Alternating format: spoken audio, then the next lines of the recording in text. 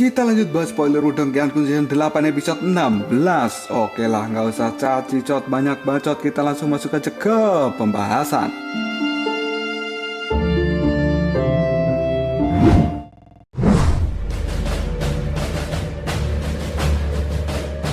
Monumen emas raksasa pada saat ini berdiri tegak di tengah-tengah alun-alun kota 10.000 gajah. Seberkas cahaya lingkaran emas terpancar dari dalam monumen itu. Sebuah getaran yang kuat dan samar-samar pada saat ini telah menyebar. Hal itu menyebabkan semua orang tidak berani untuk meremehkan monumen ini. Mata dari Lindong pada saat ini menatap tajam ke arah monumen emas penuh dengan rasa kagum. Dan dia melihat banyak nama telah terukir di monumen tersebut. Lindong pun menebak bahwa itu adalah nama-nama orang yang sudah lulus ujian yang kemudian mendapatkan segel nirwana. Saat ini banyak orang telah berkumpul di depan monumen karena mereka sepertinya juga ingin mendapatkan segel nirwana. Selain itu, sebagian dari orang-orang yang telah datang, mereka hanya kepo dan ingin tahu tentang kekuatan yang telah dimiliki oleh praktisi lain. Rombongan Lindong pada saat ini berjalan untuk mencari tempat yang nyaman. Pada saat mereka sudah tiba di alun-alun ini, Xiaodio pada saat ini mengamati suasana di sekeliling. Dan kemudian dirinya pun tersenyum lalu mengatakan, tidak heran kota ini disebut dengan kota super. Banyak sekali individu elit di tempat ini. Sepertinya sebagian besar individu-individu yang kuat di medan perang kuno pada saat ini telah berkumpul di tempat ini. Lindong pun pada saat ini mengangguk karena dia setuju dengan ucapan dari Xiaodio. Dan dirinya kini juga mengamati ke sekeliling tempat ini. Tatapan mata Lindong kemudian berhenti pada tempat di dekat monumen. Dia pun kemudian mengerutkan alisnya karena merasakan aura yang sangat kuat pada saat ini muncul dari tempat itu.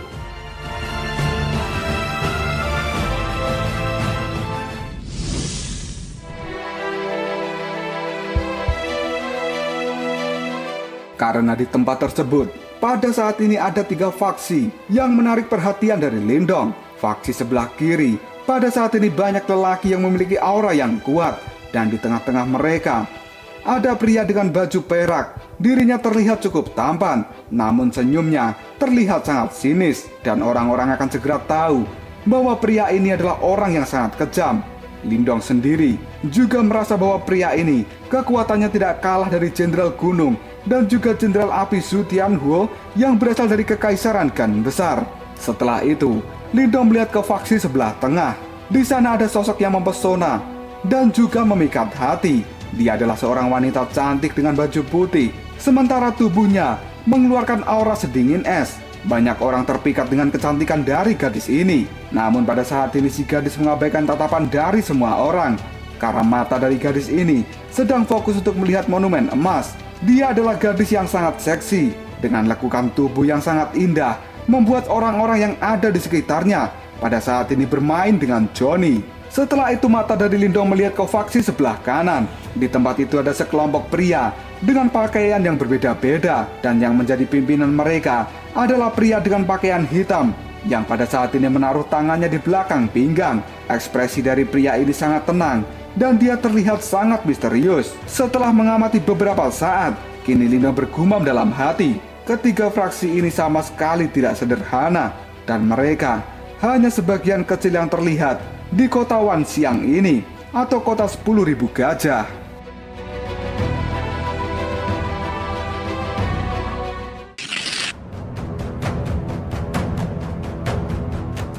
Melihat Lindong yang sedang mengamati 3 faksi tersebut, kini tiba-tiba saja Sukui yang berdiri di samping Lindong. Dia pun mengatakan, "Saudara Lindong, yang sebelah kiri itu adalah anggota dari kerajaan kayu perak. Mereka adalah kekaisaran tingkat tinggi, dan orang yang memimpin itu bernama Yinsen. Dia pada saat ini berada di level puncak nirwana ketiga. Karakternya sangat arogan, namun memiliki banyak prestasi di kota Wanxiang." Suro yang berada di samping Sukui pada saat ini menimpali, dan orang itu adalah orang yang sangat menyebalkan. Lindong pun segera melirik Suro. Pada saat gadis itu mengucapkan kata-kata ini, lirikan dari Lindong membuat wajah Suro menjadi merah karena dirinya malu dilihat oleh Lindong saat ini. Dan sesaat kemudian, Suro pun langsung menunduk. Sukui pun kini menjelaskan kepada Lindong kenapa adiknya mengatakan hal itu. Karena orang yang bernama Yinsen sebelumnya telah bertemu dengan Suro, dan dia telah mengganggu Suro beberapa kali. Menurut Sukui, Yinsen ini benar-benar orang yang sangat menjengkelkan. Lindong pun kini kembali melihat Shuro, dan kemudian Lindong menggodanya. Jelas pria yang bernama Yinsen itu akan mengganggu adik Shuro, karena adik Shuro benar-benar cantik. Mendengar hal itu, wajah dari Shuro semakin memerah, karena dia malu, dan dia pun segera menutup wajah dengan tangannya. Sukui kemudian lanjut mengatakan, wanita berbaju putih yang ada di tengah itu, dia bernama Mu Han Yue. Dirinya memiliki reputasi yang cukup baik, dan kita tidak boleh meremehkannya, karena yang mendukung gadis ini adalah kerajaan super. Banyak orang yang ingin mendekatinya, namun mereka harus menelan ludah pahit, mengingat reputasi dari pendukung yang ada di belakangnya. Mendengar kata-kata itu, Lindong pun melihat ke arah Mu Han Yue, dan dia kemudian berkata, anggota kerajaan super ya. Di kota Wanxiang ini sepertinya sangat mudah untuk bertemu dengan anggota dari kerajaan super.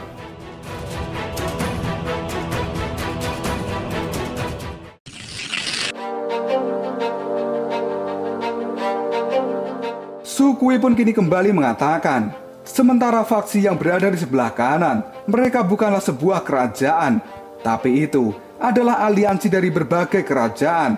Meskipun kerajaan mereka tidak terkenal, namun aliansi ini bukanlah aliansi yang bisa diremehkan, dan mereka juga cukup kuat. Pria dengan baju hitam yang menjadi pimpinan itu adalah orang yang telah mendapatkan warisan dari sekte kuno. Dia memiliki level puncak nirwana ketiga. Sebelumnya ada kerajaan tingkat tinggi yang berani menantangnya, yang pada saat itu pemuda berbaju hitam langsung membantai dan juga menghancurkan kerajaan tingkat tinggi itu sendirian. Mendengar kata-kata dari Sukui, Lindong pun mengangkat alisnya pada saat dirinya melihat pemuda dengan baju hitam itu. Karena Lindong sadar, di kota Wanxiang pada saat ini banyak naga dan juga harimau tersembunyi yang mulai menampakkan diri mereka. Sukui lalu mengatakan, karena mereka ada di sini, kemungkinan mereka ingin mengejar segel nirwana. Aku penasaran level apa yang akan didapatkan oleh mereka. Lindong pun kini mengangguk, karena dia juga penasaran dengan level kekuatan mereka setelah mengujinya di Monumen Nirwana.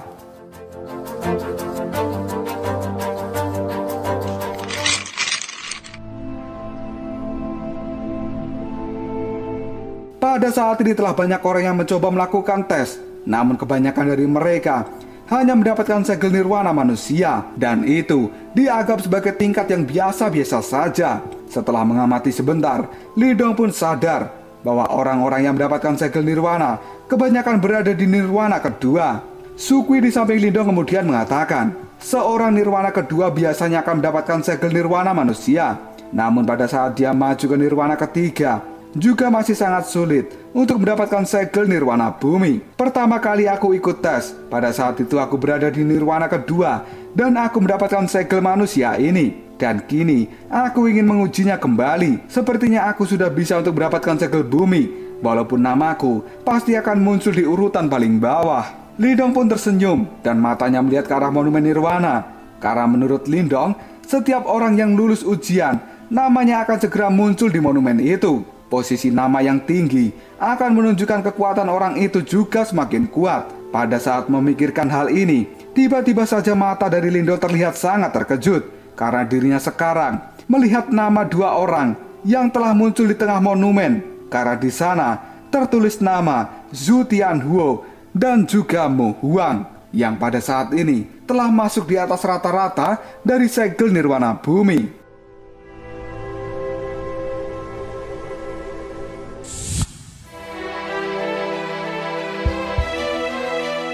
Saat Lindong menatap monumen nirwana itu, suara ribut pun pada saat ini terjadi, karena sekarang Yinsen dari Kekaisaran Yinmu, dirinya telah maju untuk melakukan ujian, dan dia pun berdiri dengan angkuh di depan monumen nirwana. Sebagai eksistensi yang menonjol, jelas Yinsen akan menarik perhatian dari banyak orang, yang bahkan saat ini Mu Han Yue yang cuek juga segera melihat pada Yinsen. Tidak lama kemudian, Yinsen pun mengulurkan telapak tangannya di monumen nirwana, dan dia segera mengeluarkan kekuatan Yuan yang megah dari dalam tubuhnya. Hal ini membuat semua orang terkejut.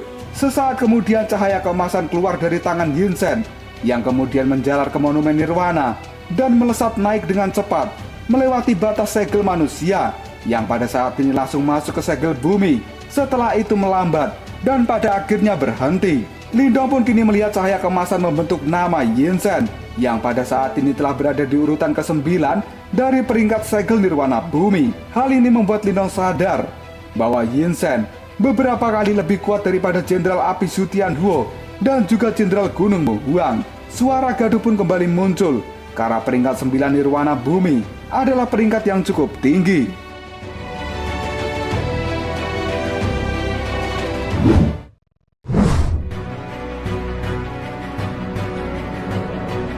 Tiba-tiba saja Mu Han Yue pada saat ini berjalan maju. Yinsen pun menoleh pada Mu Han Yue. Dia kemudian menjilat bibir dan berkata, "Hehe, adik cantik Mu Han Yue, apakah kamu memiliki kemampuan untuk melampauiku?"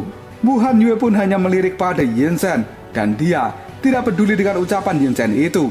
Karena pada saat ini Mu Han Yue telah berada di depan menara nirwana sambil mengulurkan tangan mulusnya untuk menyentuh batang menara nirwana. Melihat Mu Han Yue tidak menanggapinya, hal ini membuat Yinsen merasa kesal, tapi dirinya tidak berani protes karena bagaimanapun juga Yinsen tahu bahwa Mu Han Yue didukung oleh kerajaan super. Tidak lama kemudian cahaya emas pada saat ini keluar dari telapak tangan Mu Han Yue dan dengan cepat menjalar di menara nirwana yang pada akhirnya melesat dengan cepat ke atas dan masuk dalam kategori peringkat bumi, lalu berhenti di atas nama Yinsen.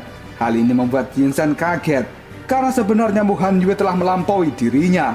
Orang-orang pun kembali ribut melihat hasil ujian dari gadis cantik itu. Tidak heran jika pada saat ini Mu Han Yue dianggap sebagai anggota elit di seluruh medan perang kuno karena dia bukan orang sederhana yang bisa diremehkan. Lindong pun kini tersenyum melihat hal ini dan dia semakin tertarik untuk menguji kekuatannya di Monumen Nirwana. Namun sebelum Lindong melakukan hal ini, dia pun melihat pada pemuda berbaju hitam. Karena sejak tadi, pemuda itu hanya diam saja. Ekspresi wajahnya tidak terlihat terkejut pada saat melihat hasil ujian dari Yinsen dan juga Mu Han Yue. Hal ini membuat Lindong penasaran apakah pemuda berbaju hitam itu juga berhasil masuk ke peringkat bumi. Dan kini, si pemuda berbaju hitam telah berjalan maju. Dia pun sekarang telah berdiri di hadapan Monumen Nirwana.